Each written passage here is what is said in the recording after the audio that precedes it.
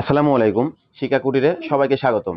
আজকে আমরা দেখব তোমাদের সাধারণ গণিতের সপ্তম অধ্যায় এর যত ধরনের এমসিকিউ আসে ততগুলা। তো আমরা এই অধ্যায় থেকে মাত্র 22টা এমসিকিউ সিলেক্ট করেছি, যে এমসিকিউ গুলা করলে তোমাদের এই অধ্যায়ের আর অন্য কোনো এমসিকিউ না করলেও চলবে। অর্থাৎ এই 22টা এমসিকিউ করলে তোমরা বাকি যতগুলা এমসিকিউ আছে সবগুলো সলভ করতে পারবে। এর বাইরে আর নির্দিষ্ট কোনো টাইপ নেই। তো আসো আমরা এগুলা শুরু করি। দেখো, তোমাদের প্রথমে বলা আছে ত্রিভুজ পি কিউ আর আঁকার জন্য নিচের কোন তথ্যগুলা প্রযোজ্য হবে। অর্থাৎ তোমাকে একটা ত্রিভুজ আঁকতে হলে যে ইনফরমেশন গুলো লাগবে এগুলো এখানে দেওয়া আছে। দেখো এখানে দেওয়া আছে কি পি কোণ, কিউ কোণ, আর কোণ, তিনটা কোণ দেওয়া আছে ক নাম্বারে। খ নাম্বারে দেওয়া আছে তিনটা কোণ, গ নাম্বারে আছে তিনটা বাহু, ঘ নাম্বারেও আছে তিনটা বাহু। তাহলে দেখো যে আমরা কোনটা দিয়ে আঁকতে পারবো। আমাদের প্রথম যে দুইটা আছে ক এবং খ, এখানে কি আছে, ত্রিভুজের তিনটা কোণ আছে। তো ত্রিভুজের তিনটা কোণ থেকে কখনোই আমরা ত্রিভুজ আঁকতে পারি না। তার মানে এই দুইটা আগেই আমাদের বাদ হবে। তাহলে ক নাম্বার এবং খ নাম্বার কি হবে, আমাদের আগেই বাদ চলে যাবে। এখন দেখো আমাদের হাতে আছে দুইটা, যে একটা গ এবং একটা ঘ। তো কোনটা আমাদের হবে? তাহলে দেখো গয়ে আছে কি এই বাহু 4, এই বাহু কত 7, আর এই বাহু 11, এটা আছে 6, এটা আছে 9, এটা আছে কত 12। তো এখন আমরা দেখবো যে এই দুইটার ভিতর কোনটা হবে। আমরা এরকম একটা আহ, সূত্র জানি, সেটা হচ্ছে ত্রিভুজের যে কোনো দুই বাহুর সমষ্টি তৃতীয় বাহু অপেক্ষা বড়। কি বললাম? ত্রিভুজের যে কোনো দুইটা বাহু তুমি যে যোগ করো তাহলে সেটা কি হবে, তৃতীয় যে বাহুটা আছে তার তুলনায় অবশ্যই বড় হতে হবে। তো দেখো এগুলো যদি আমরা যোগ করি, 4 যোগ 7 কত হয় 11। এখানে কি আছে 11। তো 11 কি 11 থেকে বড়? অবশ্যই না।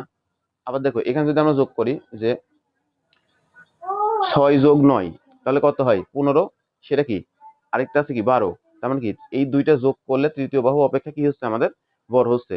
অর্থাৎ আমাদের উত্তর হবে হচ্ছে ঘ নাম্বার। তাহলে এটা আমাদের হবে না। তো এই যে এটা আমাদের গেল, উত্তর হচ্ছে কোনটা, ঘ নাম্বার। এখন তোমরা শুধু এটা এইভাবে পড়লে হবে না। কারণ কি তোমাকে এখানে বলছে যে নিচের কোন তথ্যগুলোর জন্য একটা ত্রিভুজ আঁকা প্রযোজ্য হবে।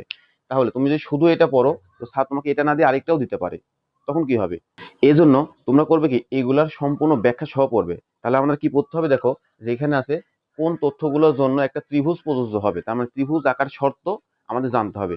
তাহলে প্রথমে আমরা জানবো কি ত্রিভুজ আকার শর্ত, কারণ এই জিনিসটা আমাদের জানা থাকলে তাহলে যদি এটা না দিয়ে আরেকটা দেয় তাও আমরা বের করতে পারবো। তো আসো সেগুলো আমরা দেখি। তাহলে একটা ত্রিভুজ আঁকতে হলে আমাদের যে শর্তগুলো অবশ্যই মাথায় রাখতে হবে সেগুলো হলো এই 6টা। তাহলে কি কি আছে, তোমাকে যদি ছাড় দেয় যে কোনো তিনটা বাহু দেয় তাহলে আমরা আঁকতে পারবো। কিন্তু দেখো প্রথম দুইটা অপশন আমাদের কি ছিল, তিনটা কোণ ছিল। তার মানে এটা আমরা পারবো না, কারণ কি দেখো এখানে আমাদের এই তিনটা কোণের কোনো অপশন নেই। তাহলে তিনটা বাহু থাকতে হবে। তো দেখো এখানে তিনটা বাহু ছিল, এখানে তিনটা বাহু ছিল, যার কারণে আমি প্রথমে দুইটা বাদ দিয়ে দিয়েছি। এবার আসো, তোমাকে যদি ছাড় দেয় দুইটা বাহু ও এদের অন্তর্ভুক্ত কোণ, তার মানে দুইটা বাহু থাকবে আর তাদের মাঝখানে একটা কোণ যদি থাকে, তাহলে আমরা কি আঁকতে পারবো, একটা নির্দিষ্ট ত্রিভুজ আঁকতে পারবো। তারপর আছে কি যে দুইটা কোণ ও এদের সংলগ্ন বাহু, তার মানে কি যে দুইটা যদি কোণ থাকে এবং তাদের সংলগ্ন যদি একটা বাহু থাকে, তাও আমরা একটা ত্রিভুজ আঁকতে পারবো। তারপর কি আছে দেখো, যে দুইটি কোণ মানে তোমার হাতে দুইটা কোণ দেওয়া থাকবে এবং এদের একটির বিপরীত বাহু থাকবে, তখন আমরা এটা আঁকতে পারবো। আবার আরেকটা দেখো কি, যে দুইটা বাহু ও এদের একটির বিপরীত কোণ, তখন আমরা একটা ত্রিভুজ আঁকতে পারি। অথবা দেখো আরেকটা আছে সমকোণী ত্রিভুজের অতিভুজ এবং অপর একটি বাহু থাকবে অথবা কোণ থাকবে। এই যে 6টা আছে এই 6টা ধারা মুখস্থ করে ফেলো। কারণ কি এই 6টা যে কোনো একটা তোমাকে দিতে পারে। এখানে আমাদের তিনটা বাহু করে দিছে, মানে কি এই যে প্রথম কার এটা দিছে, তো স্যার এটা না দিয়ে এই বাকি 5টার ভিতর তো যে কোনো একটা দিতে পারে। তো তোমরা যখন অপশন গুলা পড়বে তখন এই ফরম্যাটে পড়বে। এভাবে পড়লে হবে কি, একটা এমসিকিউ পড়লে তোমার এরকম আরো আনুষঙ্গিক 10টা এমসিকিউ পড়ার মতো হয়ে যাবে। 2 নম্বর দেখো বলছে কি তিনটি বাহুর দৈর্ঘ্য দেওয়া থাকলে নিচের কোন ক্ষেত্রে সমকোণী ত্রিভুজ আঁকা যায়। এটা খুবই একটা গুরুত্বপূর্ণ প্রশ্ন। তো বলছে তিনটা বাহু দেওয়া আছে তোমাকে, কোন ক্ষেত্রে একটা সমকোণী ত্রিভুজ আঁকা যাবে। কি ত্রিভুজ ভাইরা? দেখো সমকোণী ত্রিভুজ, সমকোণী ত্রিভুজ। তো সমকোণী ত্রিভুজ আঁকতে হলে আমাদের একটা সূত্র জানতে হবে, সেটা পিথাগোরাসের উপপাদ্য। তো আমরা জানি কি যে সমকোণী ত্রিভুজের পিথাগোরাসের উপপাদ্য অনুযায়ী আমরা কি জানি, যে প্রতিভুজ স্কয়ার, প্রতিভুজ স্কয়ার সমান কি লম্ব স্কয়ার যোগ ভূমি স্কয়ার। তো এই জিনিসটা আমাদের মানতে হয় যে প্রতিভুজ স্কয়ার সমান কি লম্ব স্কয়ার যোগ ভূমি স্কয়ার। তার মানে তুমি কথা কথা ধরো এটাকে যদি আমি লম্ব ধরি, এটাকে যদি ভূমি ধরি, এটাকে যদি অতিভুজ ধরি, তাহলে এই দুটার স্কয়ারের যোগফল হবে এই দুটার মানে এটার স্কয়ারের সমান। বুঝা গেছে? তো এখন আমরা কি করব, যে প্রত্যেকটা আমার এভাবে বের করতে হবে না, যে এটা পরিষ্কার, এটা পরিষ্কার, এটা পরিষ্কার, এভাবে তো বের করার কথা। কিন্তু কথা হচ্ছে সমকোণী ত্রিভুজ আমরা একটু ট্রিক্স খাটাবো আর কি। যে ট্রিক্সটা কি, যে কিছু জিনিস আছে যেগুলো তোমাদের বারবার ঘুরে ফিরে আসে, সেগুলো আমরা দেখবো। তো সমকোণী ত্রিভুজের ক্ষেত্রে অবশ্যই মাথাতে রাখবে যে আমার তিনটা জিনিস বারবার ফেরত আসে। সেগুলা কি কি, যে তোমার যদি এরকম মান থাকে যে 3, 4, 5, এটা একটা, অথবা তোমাকে থাকতে পারে হচ্ছে যে 5, 12, 13, এই একটা, অথবা আরেকটা থাকতে পারে কি যে 1√3, 2, এই তিনটা ফরম্যাটে থাকতে পারে। তো দেখো এই তিনটা ফরম্যাট তোমরা একদম মুখস্থ করে ফেলো, কারণ সমকোণী ত্রিভুজের ক্ষেত্রে এই তিনটা আমাদের অনেক বেশি বাড়াইছে পরীক্ষাতে। তার মানে তোমাদেরও যদি দেয় এই তিনটা থেকে আসার সম্ভাবনা সর্বাধিক বেশি। তো এখানে জিনিসটা কি, যে তোমার এই যে 3, 4 যদি থাকে তাহলে আরেকটা কত হবে, 5 হবে, অর্থাৎ এই তিনটার ভিতর যে কোনো একটা হলেই হয়ে যাবে। তো তোমার এখানে একটা ট্রিক্স শেখানো যায়, যে দেখো আমাদের যদি একটা সমকোণী ত্রিভুজ হয়, এই যে এটা হচ্ছে আমাদের সমকোণী ত্রিভুজ। তো তোমাদের হাতে যদি স্যার দুইটা অপশন দিয়ে দেয়, মানে দুইটা মান দিয়ে দেয়, যে একটা 3, একটা 4, তাহলে অপরটার উত্তর কি হবে, 5। তুমি না করে বের করতে পারো যে সমকোণী ত্রিভুজে তোমাকে দুইটা বাহু দেওয়া আছে, একটা 3, একটা 4, তাহলে অপরটা কি হবে, 5। উল্টা ভাবে যদি বলি যে স্যার যদি তোমাকে 4 আর 5 দিয়ে থাকে, তাহলে অপরটা কি হবে, 3। দেখো তোমাকে স্যার এখানে এরকম দিল যে 4, এটা কি 3, তাহলে অপরটা কি হবে, অবশ্যই 5 হবে। আবার স্যার তোমাকে দিয়ে দিল যে এটা 5 আর 3 আছে, তাহলে অপরটা কি হবে, অবশ্যই 4 হবে। একইভাবে স্যার তোমাকে দিয়ে দিল 4 আর 5, তাহলে অপরটা কি হবে, অবশ্যই 3 হবে। বোঝা গেছে? তো যার কারণে এই তিনটা ফরম্যাট থেকে আমাদের যেহেতু বেশি ম্যাথ আসে, তাহলে আমরা এই তিনটা একদম মুখস্থ করে ফেলবো। তবে এই শর্টকাট করার সময় অবশ্যই তোমাকে একটা শর্ত মাথাতে রাখতে হবে, এটা যদি মাথাতে না রাখো তাহলে অঙ্ক ভুল। তো এখানে দেখো এই যে বাহুগুলো আছে, তো অতিভুজ কি হয়, সবসময় বড় হয় না। তো আমরা কি জন্য, কারণ দেখো আমরা দেখছি অতিভুজের উপর স্কয়ার সমান কি লম্ব স্কয়ার যোগ ভূমি স্কয়ার, মানে লম্বের স্কয়ার আর ভূমির স্কয়ার যোগ করলে যেটা পাবো সেটা হতে হবে অতিভুজের স্কয়ার। তো এখন এই তিনটার ভিতরে সব সময় এই যে তোমার যে কর্নারে গুলো আমি দিলাম না, যে 5, 13 আর হচ্ছে 2, এইগুলো আমাকে কি হতে হবে, অবশ্যই অতিভুজে হতে হবে, অতিভুজ, অতিভুজে হতে হবে। এখন এটা যদি অতিভুজ না হয়ে অন্য জায়গাতে হয় তাহলে এটা হবে না। যেমন ধরো এই যে 4, 5 আর 3 যে ছিল, ধরো তোমাকে এরকম দিয়েছে স্যার, যে এখানে তোমাকে কত দিয়ে রাখছে, যে 5 দিয়ে রাখছে, তাহলে যে তোমরা আবার ওই শর্টকাট অনুযায়ী মারবে কি, যে 4 আর 5 আছে, তাহলে তো অপরটা কি হবে, অপরটা তুমি কি দিয়ে দিবে, 3 দিয়ে দিবে।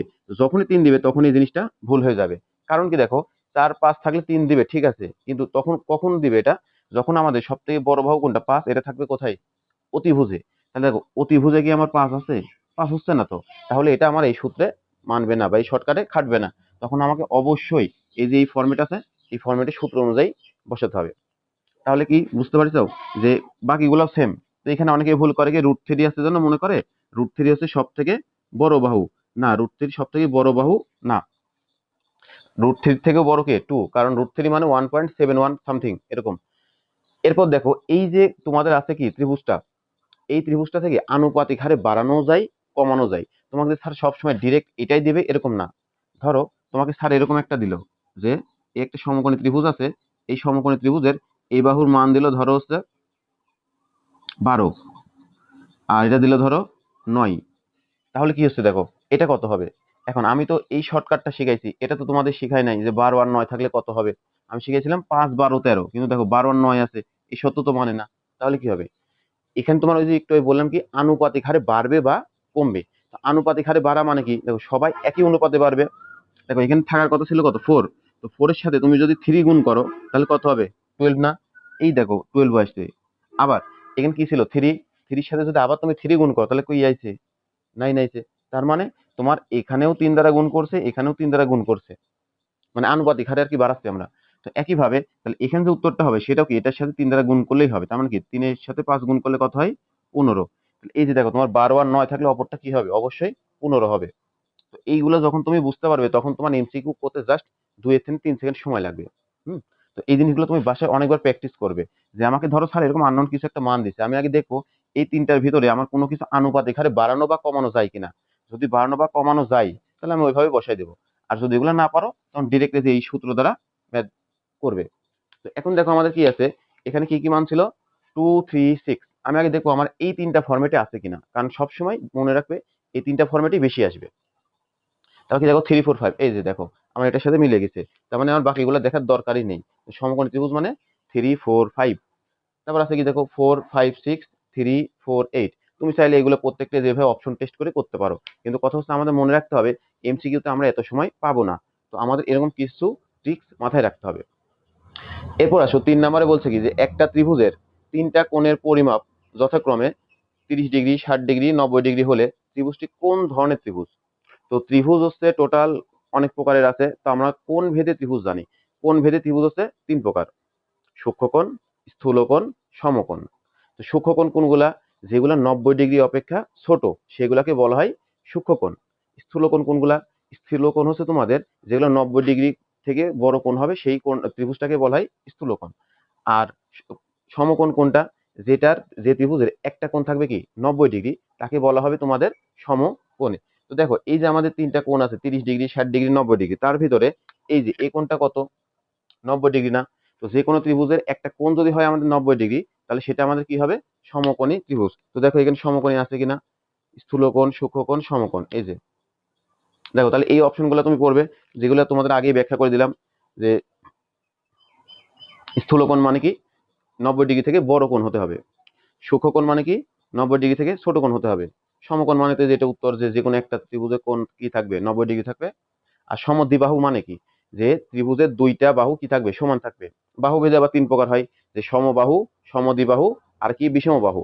তো যে ত্রিভুজের দুইটা বাহু সমান থাকবে, আরেকটা বাহু অসমান থাকবে, এটাকে বলা হচ্ছে সমদ্বিবাহু। আর সমবাহু কি? যে ত্রিভুজের তিনটা বাহু কি থাকবে? সমান থাকবে, তাকে বলা হয় সমবাহু। আর বিষমবাহু মানে তিনটা বাহু কি থাকবে? অসমান থাকবে, মানে আলাদা আলাদা থাকবে, সেটাগুলোকে বলা হয় বিষমবাহু ত্রিভুজ। এরপর দেখো 4 নম্বরে বলছে কি একটা ত্রিভুজের দুইটি বাহুর দৈর্ঘ্য যথাক্রমে 3 সেন্টিমিটার ও 8 সেন্টিমিটার হলে তৃতীয় বাহুর দৈর্ঘ্য নিচের কোনটি? মানে তোমার ত্রিভুজের দুইটা বাহু দিয়ে আছে, দিয়ে বলছে কি তৃতীয় বাহু কোনটি?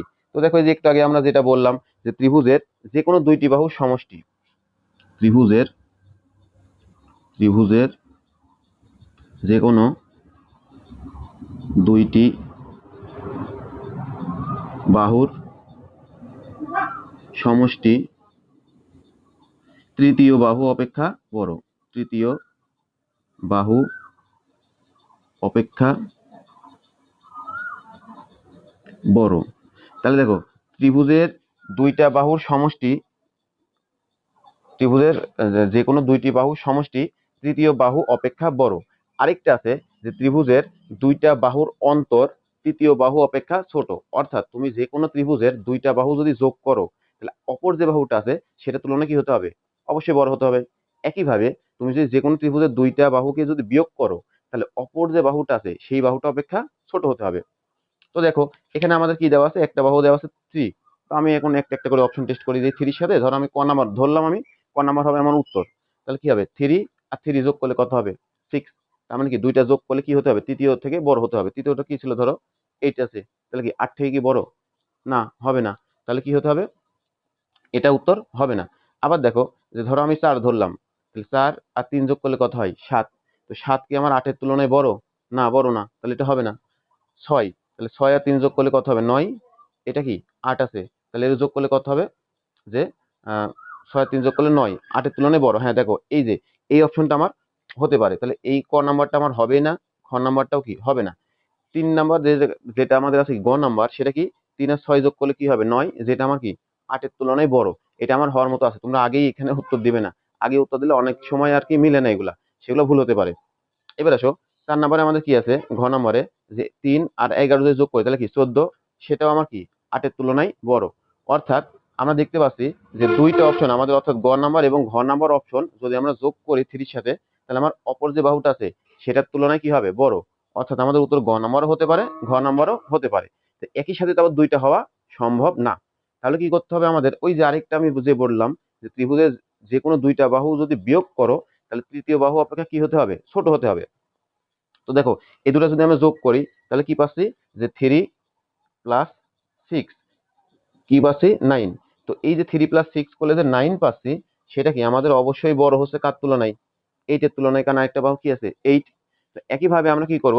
এই দুটো বিয়োগ করব, যে বিয়োগ করো যে 3 মাইনাস 6, অথবা কি 6 মাইনাস 3 দাও, তাহলে জিনিসটা ভালো হবে। 6 মাইনাস 3 ইকুয়াল কত হয়? 3। সেটা কি হচ্ছে? অপর যে বাহু আছে 8, সেটা তুলনায় কি হচ্ছে? ছোট হচ্ছে। দেখো দুইটাই মানতেছে। মানে ত্রিভুজের দুইটা বাহু যোগ করলে অপর বাহুর তুলনায় বড়, আবার ত্রিভুজের দুইটা বাহু বিয়োগ করলে অপর বাহু থেকে ছোট। তার মানে এটা মিলে। এখন এটাতে মিলাও, দেখো এই দুটা যদি আমরা যোগ করি তাহলে কত হবে? 3 যোগ 11, তাহলে কত হয়? 14, যেটা অবশ্যই আমাদের আরেকটা যে বাহু আছে এই তার তুলনায় বড়। আবার এটা বিয়োগ করো, দেখো কি হয়? 11 বিয়োগ 3, তাহলে কত হবে? 8। এখন দেখো 8কে কি হতে হইতো? ছোট হইতে হইতো, তাহলে অপর বাহু কি আছে? 8। এখন 8কে 8 এর তুলনায় ছোট? অবশ্যই না। তার মানে এই অপশনটা আমাদের মিলতেছে না। তো তোমরা এই যে সবসময় এটা মাথায় রাখবে যে যখন এইগুলো করবে তখন দুইটা অপশনই তোমাকে মিলাইতে হবে, যেহেতু তুমি শর্টকাট ওয়েতে কাজ করতেছো। কারণ কি, তুমি যখন এটা দেখবে যে আমি এটার সাথে এটা যোগ করে বড় হচ্ছে কার তুলনায়? এইটার তুলনায়, তাহলেই মেরে দিলাম উত্তর, তাহলে কিন্তু ভুল হবে। কারণ কি, ধরো তোমার এই গটাটাই হচ্ছে তোমার ঘয় ছিল, আর ঘরটা ধরো গতে ছিল, তখন কি করতে? যে তুমি এই 11 আর 3 যোগ করে দেখলে যে 8 এর তুলনায় বড়, তাহলে উত্তর দিয়ে দিবে, তাহলে তোমরা ধরাটা খাবে। তাহলে আগে দেখবে যে আমার যোগ করে এটা হয় কিনা অপরটা থেকে বড়। হ্যাঁ হয়েছে, তাহলে এটা আমার উত্তর হতে পারে, একটা সম্ভাব্য উত্তর আছে। এখন একই সাথে এটাকে আবার বিয়োগ করে দেখবে ওই বাহুর তুলনায় ছোট হয় কিনা। তাহলে যদি হয় তাহলে সেটা হবে আমাদের উত্তর। তাহলে এখানে আমাদের উত্তর হচ্ছে কোনটা? গ নাম্বারটা।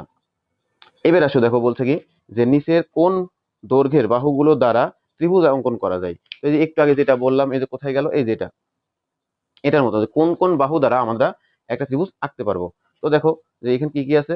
আচ্ছা, এখানে তোমাকে সমকোণের কথা উল্লেখ করা নাই। যেহেতু সমকোণের কথা উল্লেখ করা নাই, তাহলে এগুলো বাদ দিয়ে অন্য কিছু হতে পারে। তাহলে দেখো এগুলো আমরা কি করব? ওই যে আমরা একটু আগে বললাম না যে ত্রিভুজে যে কোনো দুইটা বাহু যোগ করলে অপর বাহু অপেক্ষা বড়, অথবা দুইটা বিয়োগ করলে অপর বাহু অপেক্ষা ছোট। তাহলে দেখো কি হচ্ছে এখানে, 2 আর 3 যদি আমরা যোগ করি কত হয়? 5, যেটাকে 6 এর তুলনায় কি বড়? না, বড় না। তার মানে এটা আমাদের হবেই না, তাহলে এটা আমি আগেই বাদ দিতে পারি। তারপর এখানে দেখো এই দুটো যদি যোগ করি তাহলে কি হচ্ছে? 2 আর 4 যোগ করলে কি হয়? 6, অপর বাহু থেকে বড়, তার মানে এটা হতে পারে, এটা আমি রাখি, দেখি আরো কিছু আছে কিনা। তাহলে এটা কি আছে যে 3 আর 5 যোগ করলে কি হয়? 8, এখন 8 কি 8 এর তুলনায় বড়? না, তার মানে এটা হবে না। তারপর কি আছে? এই দুটো যোগ করলে কি হয়? 3 আর 4 যোগ করলে হয় 7, 8 এর তুলনায় কি বড়? না, বড় না, তার মানে এটাও হবে না। তো দেখো তাহলে হবে কোনটা? শুধুমাত্র খ নাম্বারটা আমাদেরকে এই শর্তে মানতেছে। তো এই যে এখানে যেভাবে অপশন টেস্ট করলাম, যাকে দুইটা যোগ করে দেখতেছি অপর থেকে বড় কিনা, তো এটা আমার সম্ভাব্য উত্তর হয়েছিল। তো আমি উত্তর দিলাম না কি জন্য? এই যে এটার মতো যদি আমার আরো একটা থাকতো, তখন আমরা কি করতাম? তখন এই যে আবার বিয়োগ করে মিলাইতাম। তো ওই জন্য আর কি তখনই উত্তর দিব না, তাহলে আগে দেখবো যে সবগুলো অপশন ঠিক আছে কিনা। তাহলে এটার উত্তর হবে কি? 2, 4, 5, অর্থাৎ খ নাম্বারটা। এবার আসো, 6 নাম্বার আমাদের কি দেওয়া আছে যে নিচের কোন যুগল দ্বারা সমদ্বিবাহু, কি বলছে? সমদ্বিবাহু ত্রিভুজ আঁকা যায়। তো এই যে একটু আগে তোমাদের বললাম সমদ্বিবাহু মানে কি, যে ত্রিভুজের তিনটা বাহুর ভিতরে দুইটা বাহু কি থাকবে? সমান থাকবে, আর অপর বাহু থাকবে অসমান বা আলাদা। এখন এই যে সমদ্বিবাহু ত্রিভুজের যেটা সমান সমান বাহু থাকে, এই সমান সমান বাহু যে দুইটা কোণ থাকে, সেই কোণ দুইটা কি হয়? সমান হয়। অর্থাৎ সমদ্বিবাহু ত্রিভুজের দুইটা কোণ কি হবে? সমান। তো এই ত্রিভুজের দুইটি কোণ কি হতে হবে? সমান। দুইটা কোণ হতে হবে সমান। তো দেখো তাহলে কি হচ্ছে যে এই যে দুইটা, আর কত, এই দুইটা তো কারো মিল নাই, তাহলে কি হবে? হ্যাঁ, এখানে তোমাকে একটু দেখতে হবে যে আমরা জানি কি ত্রিভুজের তিন কোণের সমষ্টি কত হয়? 180। তো তিন কোণের সমষ্টি যদি হয় 180, তাহলে আমরা কি দেখতে পাচ্ছি যে এই দুইটা কোণ দেওয়া আছে, তাহলে অপর কোণটা আমাকে বের করতে হবে। কিভাবে বের করবে?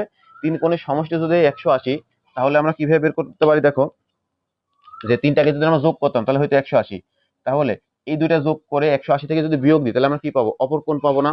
দেখো তোমাকে একটা আছে 70, একটা আছে 40, তাহলে অপরটা কত হবে? অপরটা ধরো তুমি এক্স, তাহলে 70 যোগ 40 যোগ এক্স, তাহলে কত হয়? দুটো যোগ করলে 110 যোগ এক্স সমান কত হতে হবে? 180। অপর পাশে গেলে কি হবে? মাইনাস, তার মানে 180 থেকে 110 বাদ দিলে কত হবে? 70। দেখো যে তোমার 70 যোগ 40 যোগ অপর বাহুটা এক্স ইকুয়াল কত হতে হবে? 180। কারণ আমরা জানি কি ত্রিভুজের তিন কোণ সমষ্টি কত হয়? 180 হয়। তাহলে এখানে এক্স সমান কি হবে?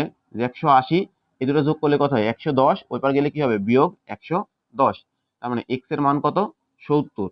এখন দেখো এক্স এর মান 70, একটা ছিল 70, আরেকটা কত? 40। তার মানে এই যে ত্রিভুজের ভিতরে আমরা দুইটা কোণ সমান পাইছি, কোথায়? ক নাম্বারে। তার মানে বুঝতে পারছি ক নাম্বার উত্তর হবে। তারপরে তোমরা একটু চাইলে অপশন টেস্ট করবে। দেখো এই দুটো যোগ করো, তো যোগ করলে কত হয়? যে 80 আর 30, তার মানে কত হয়? 110। তো 180 থেকে 110 বাদ দিলে কত হবে? 70। তাহলে দেখো একটা 36, একটা 74, একটা কি 70, হবে না? এই দুটো যোগ করো, দেখো আর কোনোটাই হবে না। তুমি এখন অপশন টেস্ট করে দেখে নাও। এরপর আসো আমরা কি স্থূলকোণী ত্রিভুজের স্থূলকোণ ছাড়া বাকি কোণ দুটি কত হলে ত্রিভুজটা অঙ্কন করা যাবে। অর্থাৎ তোমাকে বলছে স্থূল কোণ। তো দেখো একটু আগে তোমাদের কি বললাম, স্থূল কোণ মানে কি? স্থূল কোণ মানে ওই ত্রিভুজের একটা কোণ হতে হবে 90 থেকে বড়। তো একটা কোণ যদি 90 থেকে বড় হতে হয়, তার মানে অপর দুইটা কোণ যোগ করলে কি হতে হবে? 90 এর তুলনায় ছোট। কারণ আমরা জানি কি তিন কোণের সমষ্টি কত হয়? তিন কোণের সমষ্টি হয়েছে 180। তাহলে একটা যদি 90 এর তুলনায় বড় হয়, তাহলে অপর দুইটা যতই হোক সে দুটো যোগ করলে কি হতে হবে? 90 এর তুলনায় ছোট হতে হবে। তবে তো আমরা কি পাবো? স্থূলকোণী ত্রিভুজ পাবো। তো দেখো এই দুটো আমরা যোগ করলে কত পাচ্ছি? 90। তার মানে এটা আমাদের 90 থেকে ছোট না, হবে না। এই দুটো যোগ করলে পাচ্ছি 90, এটা হবে না। এই দুটো যোগ করলে পাচ্ছি 90, হবে না। তাহলে এই যে দেখো লাস্টেরটা কি আছে, যে তোমার 50 আর 30, এই দুটো যদি আমরা যোগ করি তাহলে কি হবে? 80। অর্থাৎ এটা আমাদের 90 এর তুলনায় ছোট, যার কারণে ওইটা হবে আমাদের উত্তর। এরপর দেখো আছে 8 নম্বরে, যে নির্দিষ্ট একটি ত্রিভুজ আঁকা সম্ভব হয় যদি দুইটি কোণ ও এদের সংলগ্ন একটি বাহু থাকলে, আবার তিনটি কোণ দেওয়া থাকলে, আবার কি আছে যে দুইটি কোণ ও এদের একটির বিপরীত বাহু দেওয়া থাকলে। তো দেখো আমরা এই যে এখানে ত্রিভুজ অঙ্কনের জন্য যে কয়েকটা শর্ত ছিল সেগুলো আমরা লিখছি, এখানে মিলাও। দুইটা কোণ ও এদের সংলগ্ন বাহু থাকলে, দুইটা কোণ ও এদের সংলগ্ন বাহু, তার মানে কি আমাদের এই ক নাম্বারটা উত্তর হবে। তারপর দেখো কি আছে, তিনটি কোণ থাকলে, তিনটি কোণ কি কোনো জায়গায় আছে? তিনটি কোণ কোনো জায়গাতে নেই, তার মানে এটা আমাদের উত্তর হবে না। তারপর কি আছে দেখো, যে দুইটি কোণ ও এদের একটির বিপরীত বাহু, দুইটি কোণ ও এদের একটির বিপরীত বাহু, তার মানে কি এটা আমাদের উত্তর হবে। তাহলে 1 আর 3, তো 1 আর 3 কোথায় আছে? এই যে খ নাম্বারে আছে, অর্থাৎ এটার উত্তর হবে আমাদের খ নাম্বার। এরপর দেখো কি আছে, যে 9 নম্বরে বলছে একটি সমদ্বিবাহু সমকোণী ত্রিভুজের বাহুর দৈর্ঘ্য 18 হলে ত্রিভুজটির ক্ষেত্রফল কত হবে সেটা নির্ণয় করো। দেখো এখানে কি আছে, যে একটি সমদ্বিবাহু সমকোণী ত্রিভুজ, তাহলে কি বলছে? সমদ্বিবাহু অর্থাৎ কি দুইটা বাহু কি হতে হবে? সমান। এবং কি আছে? সমকোণী অর্থাৎ এক কোণ হতে হবে তোমার কি? সমকোণ। এই ত্রিভুজের একটা বাহুর দৈর্ঘ্য যদি 18 হয়, তাহলে ত্রিভুজটির ক্ষেত্রফল কত? তো দেখো আমরা কি জানি, এটা আমাদের কি ত্রিভুজ ছিল? সমকোণী ত্রিভুজ। তো সমকোণী ত্রিভুজের সব থেকে বড় বাহুটা কি হয়? অতিভুজ।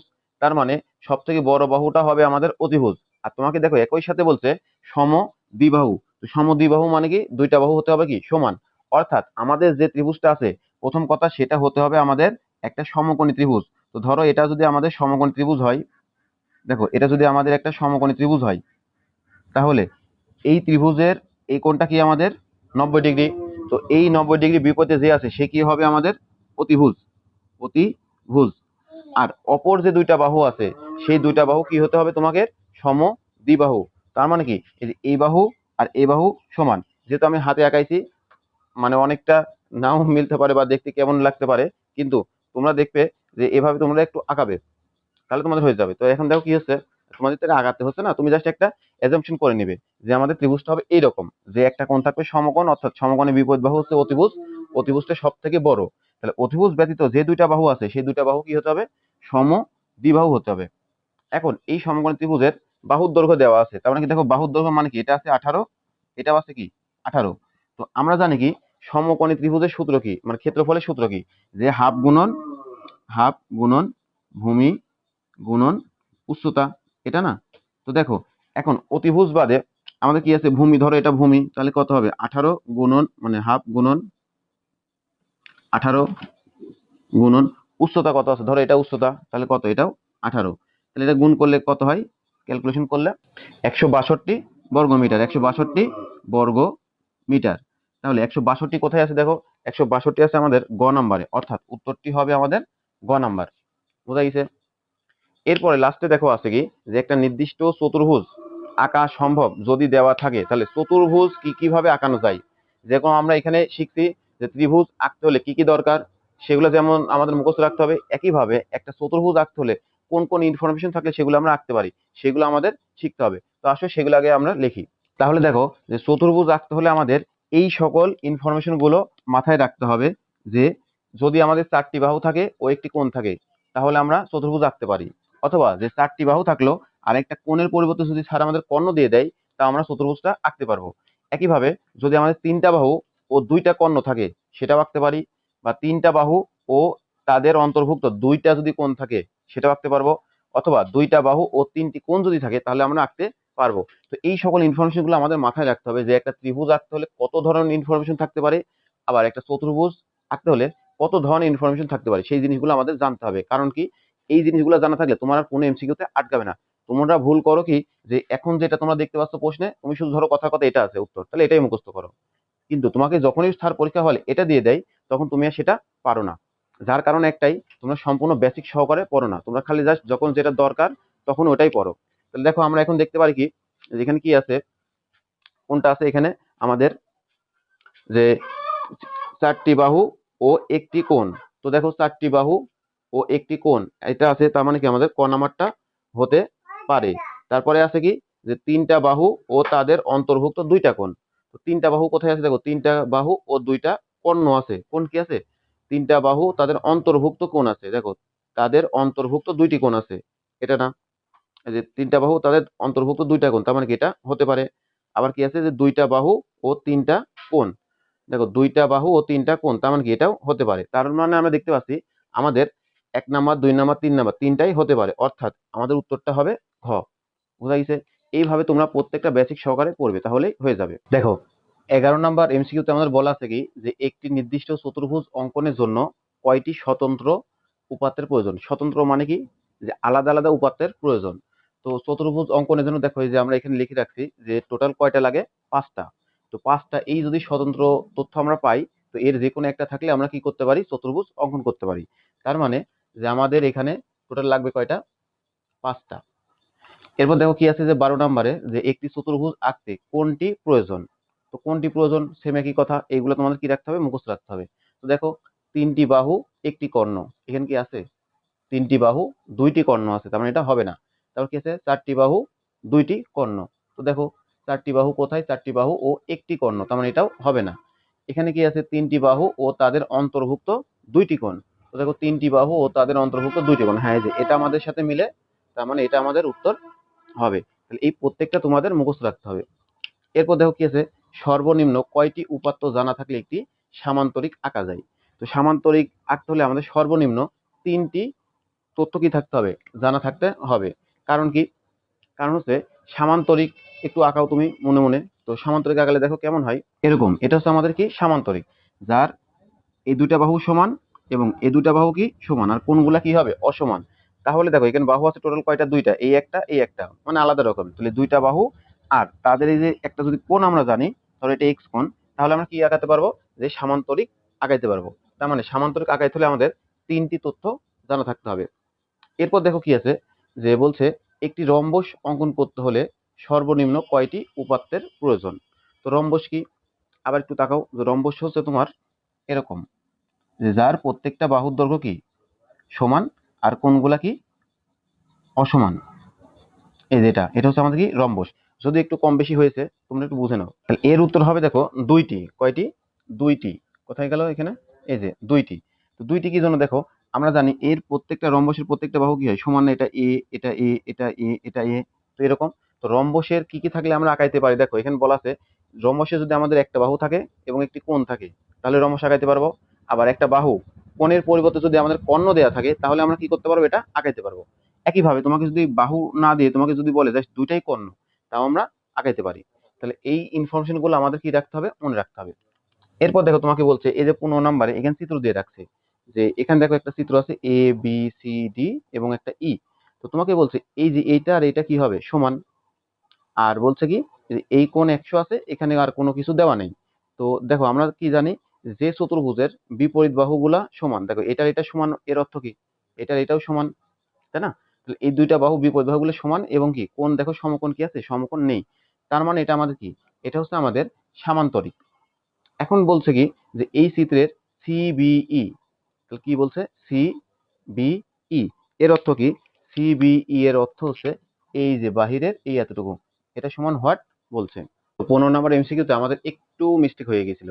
তো এখানে দেওয়া আছে কি, যে এ বি সি ডি একটি হচ্ছে আমাদের সামান্তরিক, আর এই সাইডে একটা বাহু বর্ধিত হয়ে কি আছে, ই পর্যন্ত আছে। তো এখন আমাদের বলছে কি, যে এই চিত্রের সিবিই অর্থাৎ সিবিই এই কোণটা কত ডিগ্রি সেটা বের করতে বলছে। তো এখানে দেখো দেওয়া আছে কি, এই বাহু আর এই বাহুটা কি সমান। আমরা জানি কি, যে বিপরীত বাহু সমান, তার মানে কি এই দুটো বিপরীত বাহু কি হবে, পরস্পর সমান। তো বিপরীত বাহুগুলো সমান এবং কোণগুলো কি সমকোণ নয়, এগুলাকে বলা হয় কি সামান্তরিক। তাহলে এটি একটি কি, এটি হচ্ছে আমাদের সামান্তরিক। সামান্তরিক। তো আমরা কি জানি যে যে কোনো সামান্তরিকের বিপরীত বাহুগুলো কি হয়, পরস্পর সমান হয়, অর্থাৎ এ ডি সি। তাহলে দেখো কোণ A D C equal A B C লিখতে পারি, কোণ এ বি সি। অর্থাৎ সামান্তরিকের বিপরীত বিপরীত বাহুগুলো বিপরীত কোণগুলো পরস্পর সমান। যেহেতু সমান তার কারণে কি, যে এই কোণ আর এই কোণটা কি হবে সমান, অর্থাৎ এই কোণের মান কি আছে এ ডি সি, এই কোণের মান দেওয়া আছে কত 100°। তাহলে কোণ এ বি সি এটাও কি হবে আমাদের 100°। আবার দেখো আমরা কি জানি যে কোনো একটা সরলরেখা কি হয় 180°। তাহলে এ বি ই এটা আমাদের কি হয়, যে এ বি ই এটা হবে আমাদের 180°। এখন এই যে এ বি ই দেখো এটা ছিল কি এ বি ই, তাই না?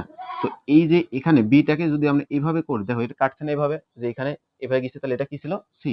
তো এই কোণ আর এই কোণ যোগ করলে কি হবে গোটা কোণটা, অর্থাৎ এ বি সি। তাহলে কি হবে কোণ যে এ বি সি প্লাস এটা কি ই বি সি, বা আমাদের চাইছিল কি যে সিবিই সিবিই। তাহলে যদি আমরা লিখি যে সিবিই, এই দুটো সমান কত হবে 180°।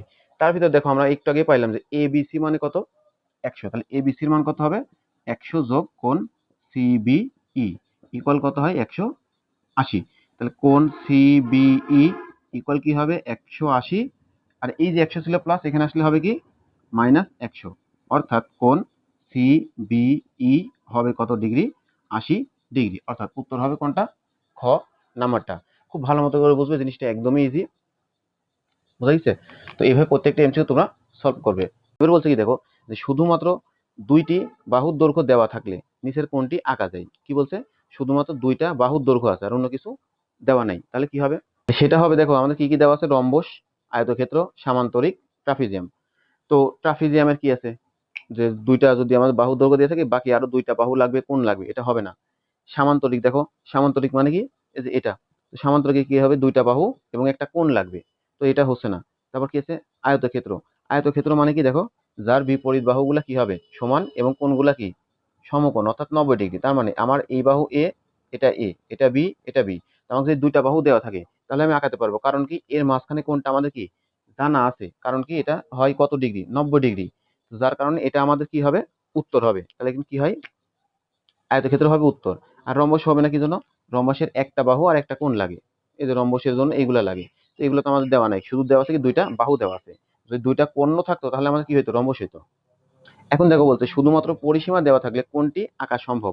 পরিসীমা মানে কি, যে যেটা থাকবে তার চতুর্দিকের যে দৈর্ঘ্যটা সেটা। এখন সেটা রম্বস হলে তার 4 দিকের দৈর্ঘ্য, বা হচ্ছে ত্রিভুজ হলে তার 3 দিকের দৈর্ঘ্য, সবগুলো যোগ করলে কি হয়, যে পরিসীমা হয়। তো একটা কি বলছে, যে শুধুমাত্র পরিসীমা দেওয়া থাকলে কোনটা হবে, রম্বস, ট্রাপিজিয়াম, আয়তক, বর্গ। তো এখন দেখো এখানে কি আছে পরিসীমা। তো পরিসীমা থাকলে আমরা কি করতে পারি, বর্গ আর হচ্ছে রম্বস, এই দুইটার ভিতরে দেখো পরিসীমা থাকলে আমরা যে কোনো এক বাহুর দৈর্ঘ্য বের করতে পারি। তো আমাকে একটা ধরো টোটাল পরিসীমা দেওয়া আছে, তো এই পরিসীমাকে যদি আমি 4 ভাগে ভাগ করি, যেহেতু এগুলো সবগুলো দিয়ে আছে কি চতুর্ভুজ, তো 4 ভাগে ভাগ করলে প্রথমে পাবো এটা অর্ধেক, এখানে আবার করলে কি পাবো অর্ধেক। তাহলে এইটা আমার কি হচ্ছে এক বাহুর দৈর্ঘ্য। তো এই এক বাহুর দৈর্ঘ্য থেকে আমরা দুইটা জিনিস আঁকাইতে পারি, যে একটা বর্গ আঁকাইতে পারি, একটা রম্বস আঁকাইতে পারি। কারণ কি ট্রাপিজিয়াম আর আয়তক্ষেত্র এর ভিতরে পড়বেই না। এখন কথা হচ্ছে, তাহলে কোনটা হবে, বর্গ নাকি রম্বস? দেখো রম্বস আঁকাইতে হলে তোমাকে অবশ্যই একটা কি লাগবে, কোণ লাগবে। কারণ এই যে রম্বসের আমার এই কোণগুলা কি সমকোণ না, যার কারণে এই কোণের মান আমাকে দিয়ে দেওয়া রাখতে হবে। তাহলে কেন আমি কি আঁকাতে পারবো, যে রম্বস আঁকাতে পারবো। কিন্তু তোমাকে যদি বর্গের সমাতে কোনো কিছু না দেওয়া থাকে কোণের মান, তাও আমরা আঁকাতে পারি। কারণ কি আমরা জানি বর্গের কোণগুলা কত হয়, বর্গের কোণগুলা হয় হচ্ছে তোমার 90°। অর্থাৎ আমাদের জানা মান থাকে, বিধায় এখানে যদি আমার কোণের মান দেওয়া নাও থাকে তাও আমরা বের করতে পারি। অর্থাৎ শুধুমাত্র পরিসীমা যদি দেওয়া থাকে আর কোনো কিছু যদি দেওয়া না থাকে, তখন আমরা কি আঁকাতে পারি, সেটা হচ্ছে বর্গ। এবার আসো পরেরটাতে আমাদের কি বলছে, দুইটি কর্ণের দৈর্ঘ্য দেওয়া থাকলে নিচের কোনটি আঁকা সম্ভব। তাহলে দেখবেন কি কি আছে, ট্রাপিজিয়াম, রম্বস, আয়ত, সামান্তরিক। তো কি বলছে শুধুমাত্র দুইটা কর্ণের দৈর্ঘ্য, তো এই যে আমাদের এগুলো মুখস্থ রাখতে হবে। দেখো রম্বসে কি ছিল, দুইটা যদি কর্ণ থাকে তাহলে আমরা কি আঁকাতে পারি, রম্বস। অর্থাৎ এর উত্তরটা কি হবে, রম্বস। 19 বলছে কি দেখো, যে নিচের কোন তথ্যগুলো থাকলে রম্বস আঁকা সম্ভব। তো রম্বস আঁকানোর জন্য কি কি লাগবে, একটা বাহু একটা কোণ, একটা বাহু একটা কর্ণ, আর কি দুইটা কর্ণ। কোনটা আছে দেখো, যে রম্বসের পরিসীমা, রম্বসের একটি কর্ণের দৈর্ঘ্য, রম্বসের বাহুর দৈর্ঘ্য, একটি কোণ ও একটি বাহুর দৈর্ঘ্য। দেখো এই যে একটি কোণ ও একটি বাহুর দৈর্ঘ্য, বাহু ও কোণ, তার মানে কোনটা হবে, এই যে খ নাম্বার এটা, যে একটি কর্ণ ও একটি বাহু। পরিসীমা ও কর্ণ দেওয়া থাকলে নিচের কোনটি অঙ্কন করা সম্ভব। তো পরিসীমা মানে কি, একটু আগে বললাম 4 বাহুর দৈর্ঘ্য। তো 4 বাহুর দৈর্ঘ্য মানে এখান থেকে আমরা এক বাহুর দৈর্ঘ্য পাই, অর্থাৎ একটি বাহু পাই ও একটি কি আছে, কর্ণ, মানে একটা বাহু একটা কর্ণ। কি বলছে, একটি বাহু ও একটি কর্ণ। তো দেখো একটি বাহু একটি কর্ণ থাকলে কি একানো যায়, রম্বস, আয়তক্ষেত্র, সামান্তরিক, ট্রাপিজিয়াম। এই যে দেখো রম্বসের কি আছে, একটি বাহু একটি কর্ণ আছে, তার মানে কি এটা হবে আমাদের রম্বস। এরপর দেখো বলছে কি, যে বা একটি বাহুর দৈর্ঘ্য দেওয়া থাকলে কোনটি আঁকা সম্ভব। যেটা যে একটু আগে আমরা দেখলাম এখানে কি, যে বর্গ। কারণ কি, যদি আমাদের একটা বাহুর দৈর্ঘ্য দেওয়া থাকে আর কোণের মান আমাদের মুখস্থ, সেটা কি 90 ডিগ্রি, যার কারণে এটা কি হবে, বর্গ ক্ষেত্র হবে।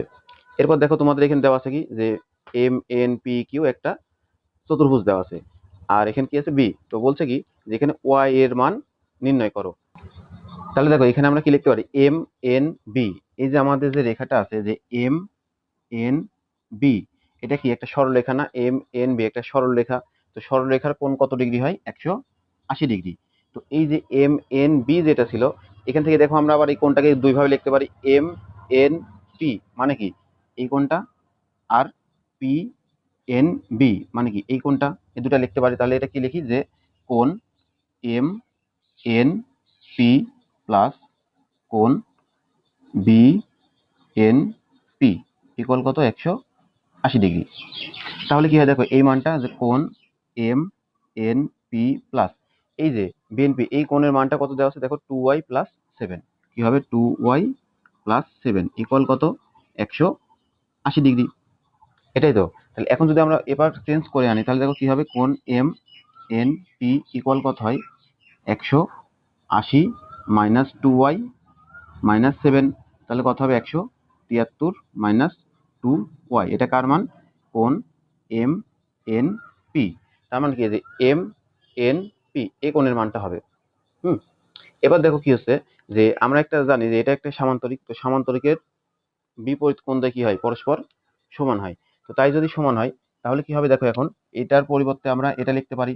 তার মানে কি, এম এন পি, অর্থাৎ এই কোণের পরিবর্তে এম কিউ পি এটা লিখতে পারি।